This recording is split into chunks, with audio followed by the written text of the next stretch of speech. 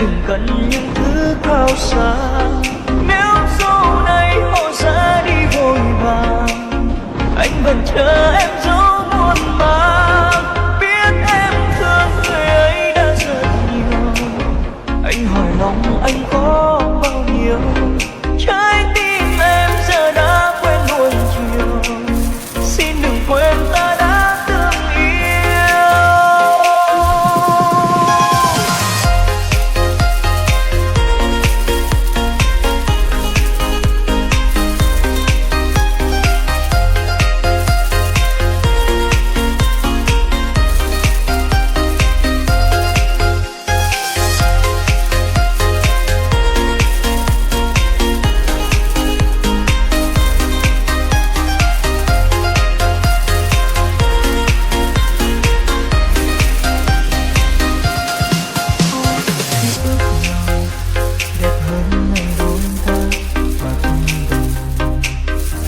Cô đơn đau lòng nặng hơn ngày mình xa nhau. Có đôi mắt nào buồn hơn ngày mình em buồn sầu. Có đắng cay nào vòng em vội vàng qua mau. Người đàn ông đang đi bên em là người như thế nào? Không yêu thương em, anh biết phải làm sao. Nếu một ngày người em yêu vội vàng, em đừng cần những thứ cao xa. Nếu sau này họ sẽ đi vội vàng, anh vẫn chờ em dấu muôn màng. Biết em thương người ấy đã rất nhiều, anh hỏi lòng anh có bao nhiêu.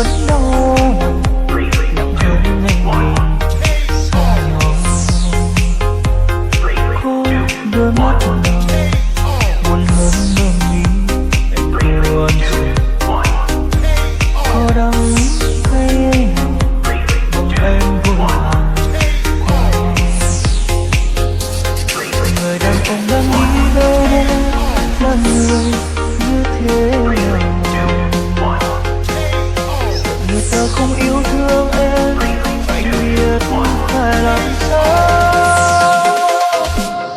Nếu một ngày người em yêu vội vàng, em đừng cần những thứ cao xa. Nếu sau này họ sẽ đi vội vàng, anh vẫn chờ em dấu muôn màng.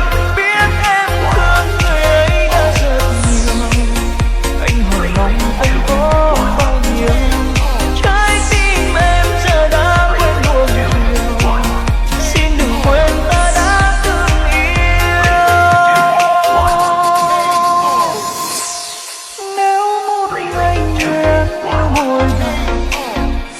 Đừng cần những thứ cao xa.